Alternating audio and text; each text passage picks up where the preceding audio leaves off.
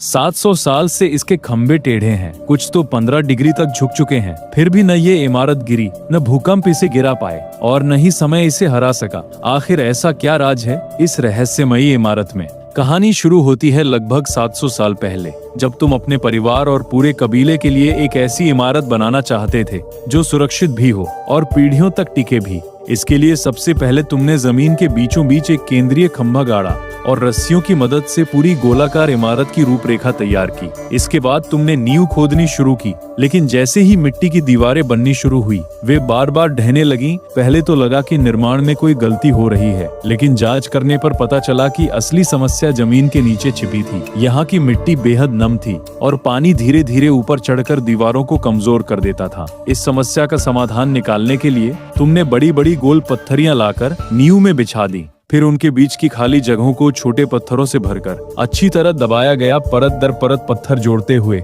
एक मजबूत आधार तैयार किया गया, जो जमीन से लगभग 1 मीटर ऊपर तक उठाया गया। अब फिर से मिट्टी की दीवारें बनाने का काम शुरू हुआ, लेकिन नमी अभी भी दीवारों तक पहुंच रही थी। तब तुमने मिट्टी में चूना और बारीक रेत मिलाई, जिससे वे पहले से ज्यादा मजबूत और जलरोधी बन गई। फिर इसी मिश्रण से पत्थरों के बीच की सारी दरारें भर दी गई।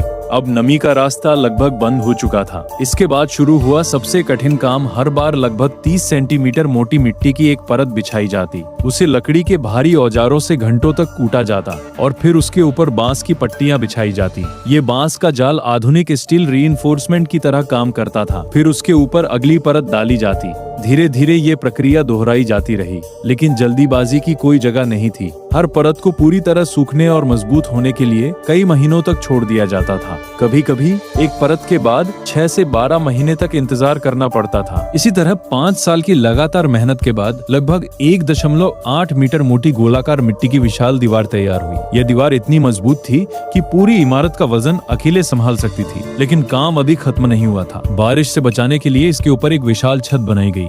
फिर लकड़ी के फर्श, खिड़कियां और कमरे जोड़े गए। धीरे धीरे ये एक विशाल गोलाकार आवासीय परिसर में बदल गया, जहां एक ही छत के नीचे सैकड़ों लोग रह सकते थे। कुछ समय बाद एक नई समस्या सामने आई, क्योंकि पूरी इमारत गोल और लगभग बंद थी। बारिश का पानी अंदर जमा होने लगा। भारी बारिश में पूरा आंगन तालाब बन जाता था। इसका भी समाधान निकाला गया। बीच के खुले हिस्से में गोलाकार नालियां खोदी गई और पत्थरों से पक्का फर्श बनाया गया। अब बारिश का पानी सीधे इन नालियों में जाता और इमारत के बाहर निकल जाता। आखिरकार यह अद्भुत संरचना पूरी तरह तैयार हो गई। इसलिए खंभों के टेढ़े होने के बावजूद पूरी इमारत सुरक्षित रही। यही कारण है कि यह इमारत सैकड़ों वर्षों तक भूकंपों, तूफानों और युद्धों का सामना करती रही, लेकिन कभी नहीं गिरी। आज इसे युचांग टूलों के नाम से जाना जाता है। यह फुजियान प्रांत की सबसे